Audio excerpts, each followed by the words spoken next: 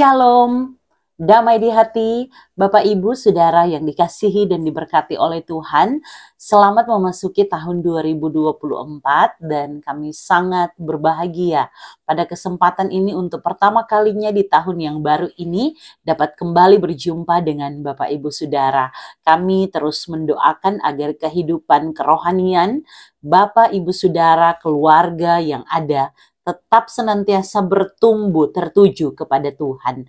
Kami sangat bersuka cita karena di kesempatan kali ini dapat kembali membagikan kebenaran firman Tuhan yang tentunya akan mengingatkan kita terus bagaimana kita hidup di tengah-tengah dunia ini untuk dapat memenuhi panggilan kita sebagai orang-orang yang percaya kepadanya. Di saat ini sebelum kita merenungkan firman Tuhan, kita akan berdoa. Mari kita berdoa. Bapa, di dalam nama Tuhan Yesus, Engkau sumber hikmat dan pengetahuan. Kami sungguh tidak dapat melakukan apa-apa tanpa pertolongan-Mu Tuhan. Maka kami mau mengandalkan Engkau. Kami meminta pertolongan-Mu. Ya Tuhan Allah, tolonglah setiap kami untuk dapat berbicara, untuk dapat mendengar, untuk dapat memahami, terlebih dalam kemahakuasaan-Mu Tuhan. Kami diberikan kemampuan untuk melakukan apa yang baik seturut dengan kuasa Roh Kudus-Mu. Terima kasih Tuhan, waktu ke depan ada dalam pertolongan Tuhan, sehingga biar hanya kemuliaan-Mu yang nampak, bukan kami, tetapi untuk nama-Mu saja.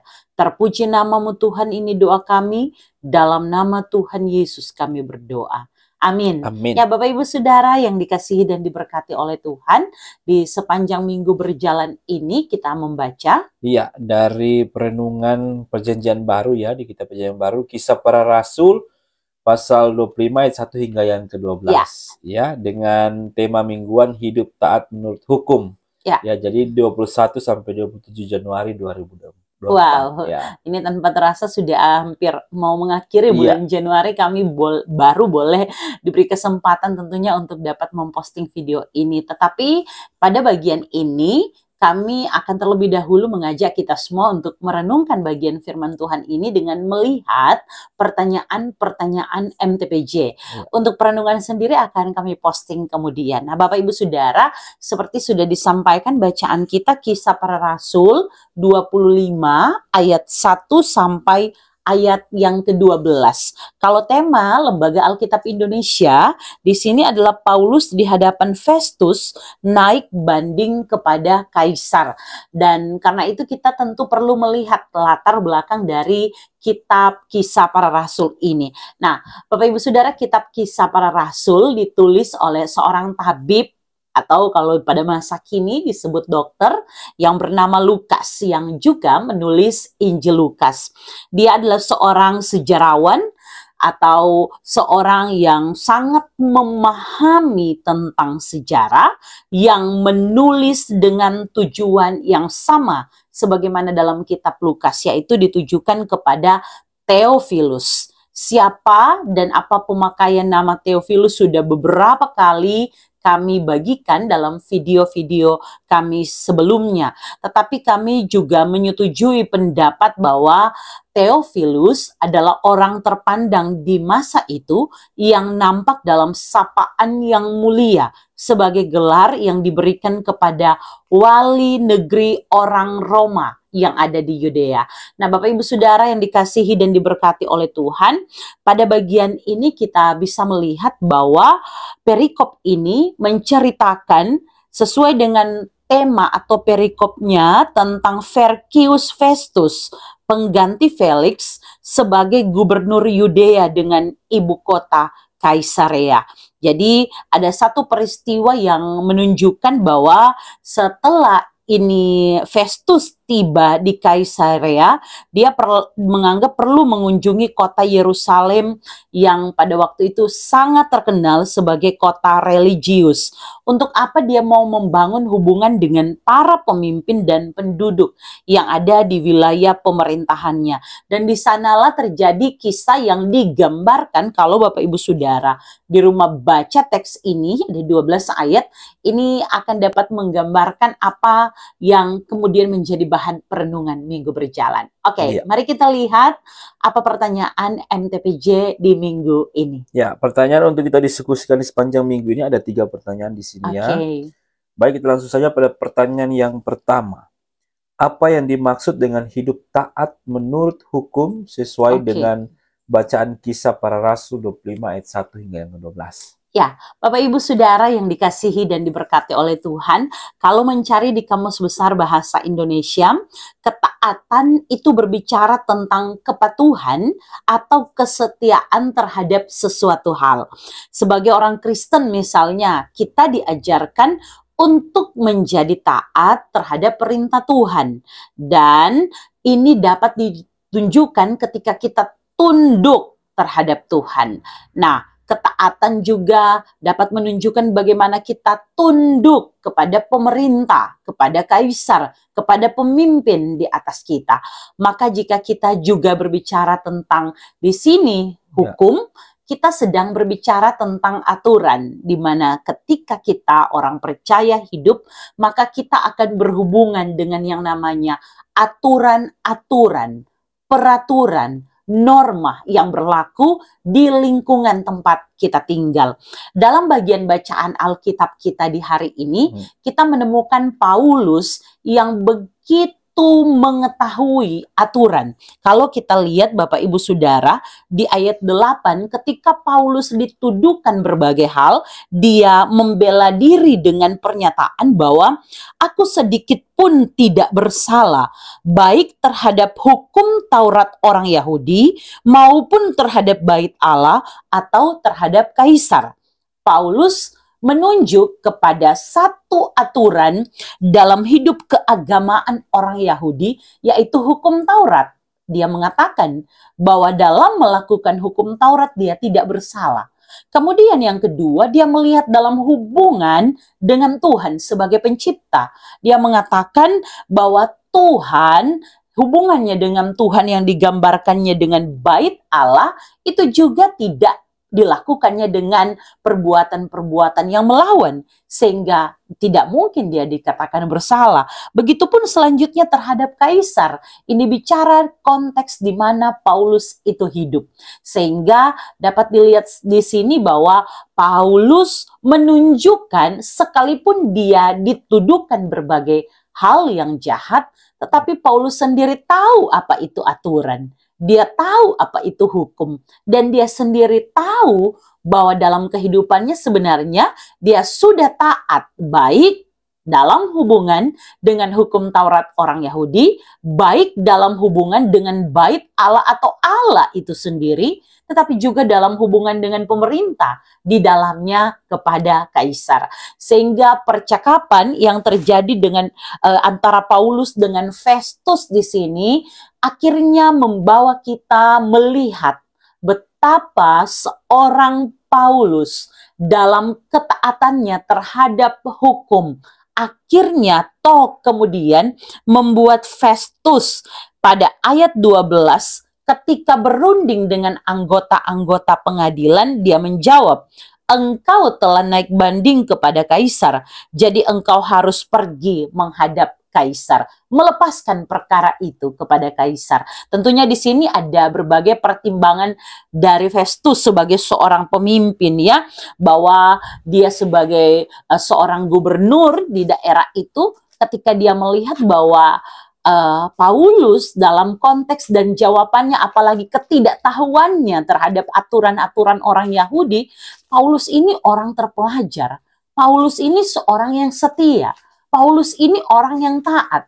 Tapi di samping itu dia mendapatkan desakan dari orang-orang Yahudi, sehingga dia mengambil cara aman ketika menyerahkan perkara ini kepada kaisar. Di sini Bapak Ibu Saudara kita bisa belajar, ya, kalau kita membaca bahwa pertanyaan pertama ini mengajak kita untuk melihat hidup taat menurut hukum. Saya dapat menyimpulkan secara sederhana bahwa taat kepada hukum berarti hidup yang mau tunduk, setia di dalamnya, patuh di dalamnya kepada kepemimpinan, kepada aturan yang berlaku di sekitar, tapi juga di atas kita. Ini dapat dilihat bagaimana Paulus dia tahu dan dia bukan cuma mengenal, tapi juga begitu setia melakukan hukum Taurat. Paulus bagaimana hubungannya dengan Tuhan, tapi juga Paulus bagaimana ketika dia menghormati pemerintah di dalamnya, Kaisar. Sehingga bagaimana atau apa yang dimaksud dengan hidup taat menurut hukum artinya tidak menyimpang dari aturan.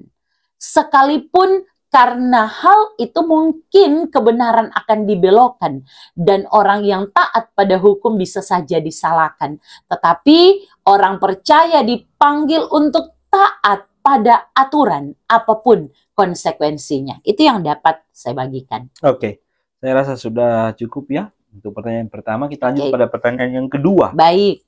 Ini berbicara tentang gereja nih ya, pertanyaan kedua ini. Mengapa gereja harus menyikapi orang-orang yang hidup tidak taat pada hukum? Oke, Bapak Ibu Saudara, kita bicara tentang gereja. Kepala dari gereja ini adalah Tuhan Yesus Kristus. Yesus Kristus sebagai kepala gereja adalah teladan yang sangat sempurna untuk kita semua. Ketika dia memperkatakan kasih, dia telah menghidupi kasih itu. Ketika dia memperkatakan apa yang benar, dia adalah kebenaran itu sendiri. Ketika dia memperkatakan sesuatu yang berbau keadilan, dia adalah Allah yang adil. Maka tidak dapat dibantah apa yang telah dia teladankan. Bukan hanya sekedar kata-kata, tetapi seluruh hidupnya itu ikut membuktikan kepada setiap kita bahwa dia adalah kepala dari gereja ini.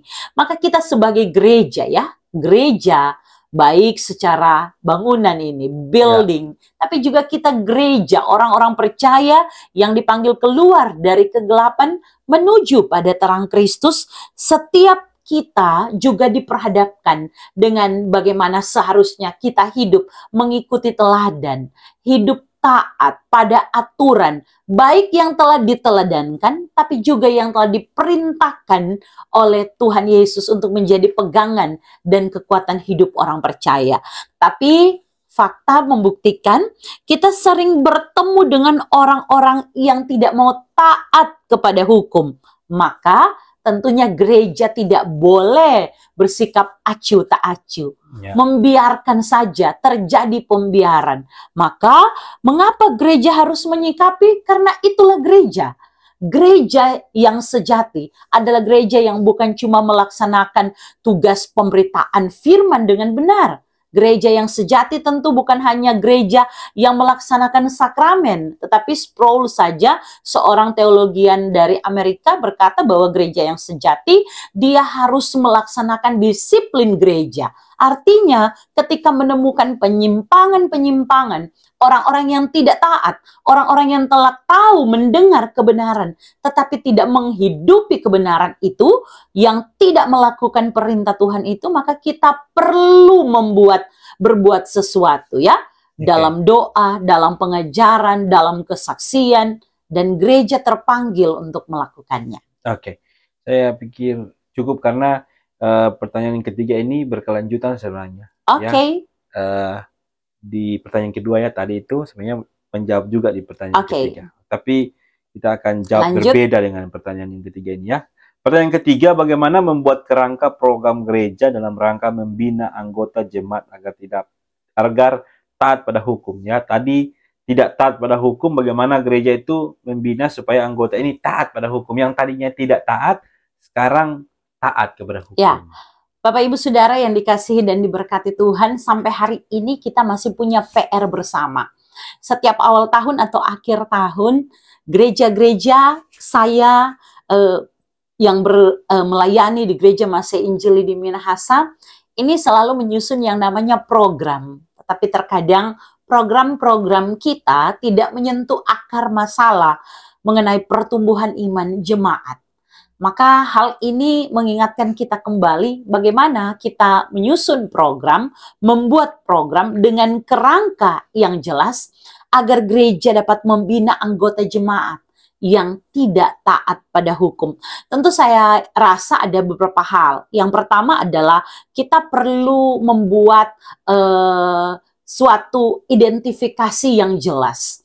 Ya. Ada berapa anggota jemaat kita, ada berapa anggota jemaat masih hidup dengan cara-cara hidup yang bertentangan dengan aturan. Apalagi ini menyangkut iman percaya, kerohanian. Maka kita gereja kemudian dapat merancang satu program yang sesuai dengan kebutuhan mereka, agar supaya mereka tidak langsung merasa gereja datang sebagai hakim, tapi kita merangkul di dalam kasih, menggali kebutuhan mereka, dan bagi saya ini hanya dapat diketahui jika ada pelayanan pastoral konseling. Maka gereja, pemimpin-pemimpin gereja setelah berkhotbah di mimbar harus turun dari mimbar, masuk ke dalam rumah jemaat, berdiskusi dengan kasih kepada semua anggota jemaat, siapapun itu. Yesus saja datang untuk membawa orang berdosa. Dia menemui orang-orang berdosa untuk membawa mereka mengenal keselamatan, kehidupan di dalam namanya. Bagaimana pertanyaannya dengan kita sebagai gereja? Apakah tugas-tugas kesaksian, tugas-tugas seperti ini juga kita lakukan? Pastikanlah bahwa ada program-program yang dilaksanakan sehingga kebutuhan-kebutuhan jemaat ini itu dapat digali. Tentu gereja bukanlah gereja manapun tidak ada gereja yang sempurna yang dapat memenuhi setiap kebutuhan dari anggota jemaat. Tapi paling tidak kalau ada pastoral counseling, kita boleh lihat apa kebutuhan yang paling mendesak dalam kehidupan berjemaat, sehingga dengan program yang dibuat itu dapat kita dukung, kita dapat berpartisipasi aktif, dan kemudian pada waktu tertentu kita bisa evaluasi kembali apakah program-program yang dibuat ini telah mencakup seluruh anggota jemaat ataukah hanya sebagian saja, sehingga semua anggota jemaat. Kalau pendeta almarhum pendeta Sumakul, dosen Fakultas Teologi kami, itu pernah berkata bahwa semua anggota jemaat itu sama seperti batu tela yang disusun dengan rapi. Tidak ada yang tidak penting, semuanya sangat penting. Makanya jika menjadi seorang hamba Tuhan harus tahu betul-betul kebutuhan setiap jemaat. Makanya kami disarankan kalau mau berkunjung ke jemaat, masuk dari dapur. Karena biasa di sana orang dapat tahu lebih dulu dan lebih jelas, lebih jujur apa kebutuhan dari jemaat. Mungkin itu yang dapat saya berikan. Saya tambahkan sedikit. Kalau orang bicara hukum itu bicara aturan. Di dalam gereja itu punya aturan. Ya, ada aturan sinode, kemudian ada aturan internal. Saya nggak tahu ya jelas. Karena ada tata gereja. Ada tata gereja. Ya.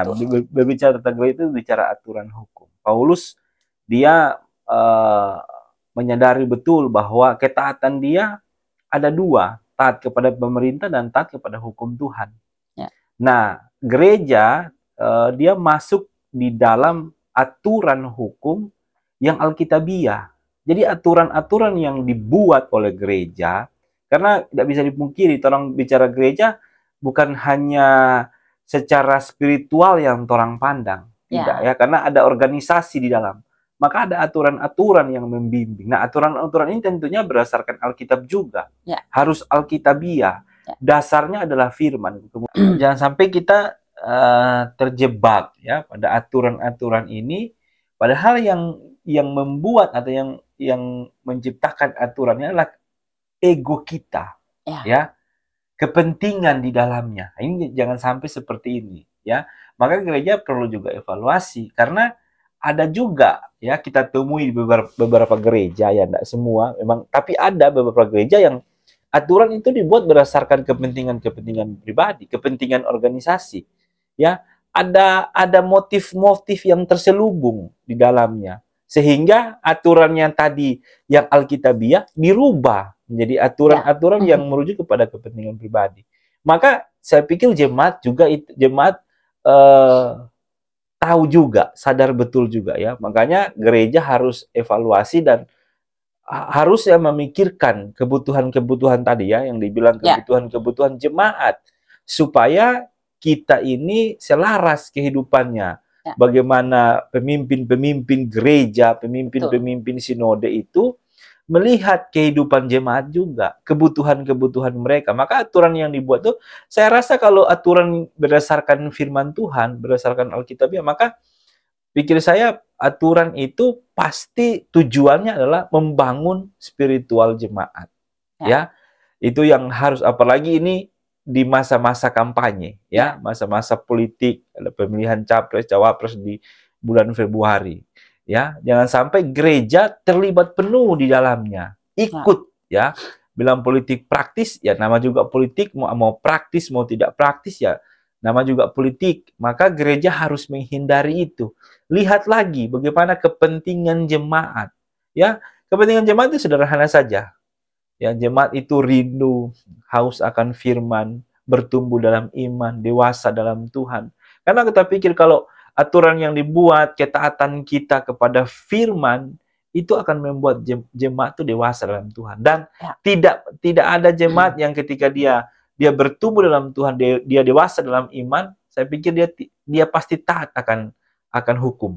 Ya, dia pasti taat kepada firman Tuhan, taat kepada pemerintah. Itu konsekuensi dari pertumbuhan iman jemaat. Ya. Bapak Ibu Saudara, saya rasa kalau dari bacaan ini kita bisa lihat ya, ada dua tipe. Kalau Festus, dia sebenarnya tahu betul, dia tahu aturan, dan dia juga tahu Paulus tidak bersalah, tapi dia ragu-ragu untuk memutuskan karena melihat desakan dari sekitar. Kadang-kala pengambilan keputusan kita itu dipengaruhi bukan karena kita tidak tahu, tapi kita takut terancam jabatan dan sebagainya. Sebaliknya Paulus di sini menjadi contoh yang baik. Dia tahu kebenarannya, dia tahu dia benar, tapi dia tahu juga dia ini di penjara tanpa sesuatu yang benar, yang seharusnya membuat dia dihukum. Tetapi di sini dia bertindak sebagai orang yang percaya kepada Tuhan. Dia tidak melakukan perlawanan yang menyakiti atau yang jahat, yang kurang ajar. Tapi dia dengan teratur, dengan sopan naik banding kepada kaisar. Dan ini menjadi kesaksian bahwa orang percaya itu sekalipun dia diperhadapkan dengan pergumulan dan tantangan, maka di samping adanya aturan-aturan, dia juga diikat di dalam iman percaya kepada Tuhan, yang artinya dia mesti jadi teladan untuk bersikap, merespon sesuatu. Dan ini Paulus saksikan, sehingga biarlah ini makin menyempurnakan apa yang kita mau pahami dari bacaan di sepanjang minggu ini, yang nanti akan berkembang pada perenungan MTPJ kita. Jadi sebenarnya kita diperhadapkan dengan dua pilihan, kita menjadi Paulus atau menjadi Festus sebenarnya. Ya, di tengah-tengah kehidupan yang penuh dengan aturan hukum, ya. Dia baik di gereja maupun dalam pemerintahan, ya. Kita tinggal mengambil pilihan yang mana, keputusan yang mana, mau ikut seperti Paulus ataukah seperti Festus, ya. Baik. Bapak Ibu Saudara, mungkin itu yang dapat kami bagikan di waktu ini. Kami berharap dapat berjumpa kembali pada renungan MTPJ di waktu berikutnya. Kami rindu untuk berdoa bagi Bapak Ibu Saudara. Mari kita berdoa. Tuhan Yesus, terima kasih, Engkau sangat baik. Kalau bukan karena kekuatan, kesehatan, kemampuan yang daripada Tuhan, kami sungguh tidak dapat melakukan pekerjaan ini. Kami bersyukur ada media YouTube ini. Kami bersyukur ada kesehatan, ada perjumpaan dimanapun setiap pendengar berada. Kami minta hikmat anugerah Tuhan. Tuhan tolong, Tuhan berkati, sehingga kesaksian firman akan terus mengubahkan kehidupan kami, tapi juga kehidupan jemaat Tuhan yang kami layani. Terima kasih Tuhan, biar ini berkembang dalam setiap PA yang dilaksanakan di setiap jemaat Tuhan. Terpuji namamu Tuhan. Kemuliaan hanya bagimu. Dan biar ada damai sejahtera di antara kami, manusia yang hidup mau taat dan setia kepadamu. Dalam nama Tuhan Yesus kami berdoa. Amin. Bapak Ibu Saudara, terima kasih banyak sudah mengikuti kami. Tuhan Yesus memberkati kita Ya. semua. Shalom, Shalom, damai di hati.